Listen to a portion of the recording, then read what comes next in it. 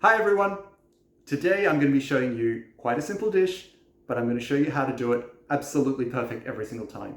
We're going to be making rice today using the absorption method, and if you use these techniques, you're going to get it right every single time.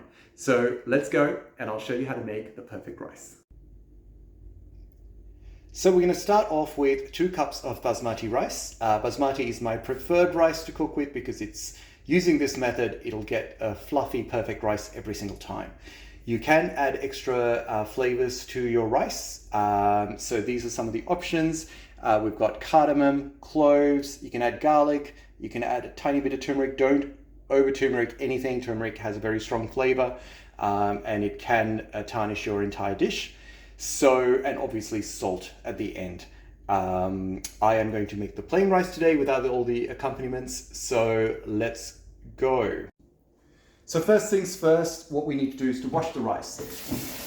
The rice we get in supermarkets or markets today is very dusty. It's got a lot of dirt in it because it's been moved around quite a lot. It's been packed and repacked, etc. So it will be full of a whole lot of gunk. So just like with dal, we have to wash it. So put it in a pan like this and give it a good squeeze out. The rule for me is 3 times. So drain it with your hand. You can use a sieve if you like, but do it 3 times so you get as much of the dirt out as you can.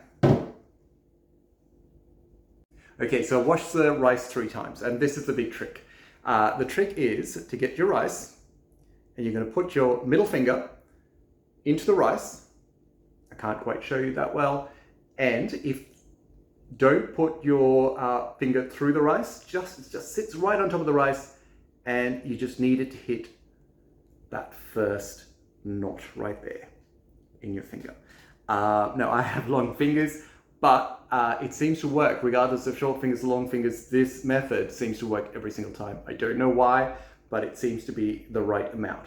And that's it, just the middle finger, and that's it. Now let's put it on the stove.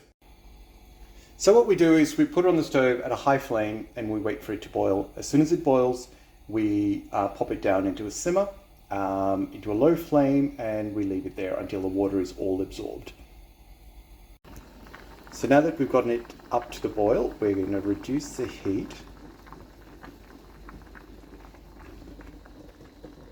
right down and bring it to a simmer. Keep in mind that you should not stir the rice at any point.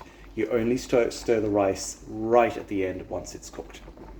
So after about 5 minutes, a lot of the water has evaporated and we've got this rice that's nearly cooked. But what we're going to do is we are going to get a wooden spoon and we're going to make little holes in the rice. We're not going to stir. Make sure you don't stir. You're just going to make little holes so that as it cooks, it's going to access, the steam is going to access the rice that's at the top and cook that perfectly as well. So we've been another 2 minutes and the rice has nearly absorbed all of the water. We're just going to make a few more holes in it, just make them a little bit more pronounced so then the water will keep coming through and the steam will keep cooking the rice all the way in. We haven't stirred the rice yet, we've just made the little holes in the rice and that's it. We're just going to keep that going and it's going to make it absolutely perfect. Having a look at the rice, I can't see any water left, so all we're going to do is we're going to turn it off. And that's it. We're going to keep using the back of the spoon now that it looks like it's completely absorbed. You're going to give it a stir and you'll see that the rice is perfectly fluffy. There we go. You don't need to cover it up or anything like that. Remember that carbs, once cooked, will keep cooking for a little bit of time because of the heat.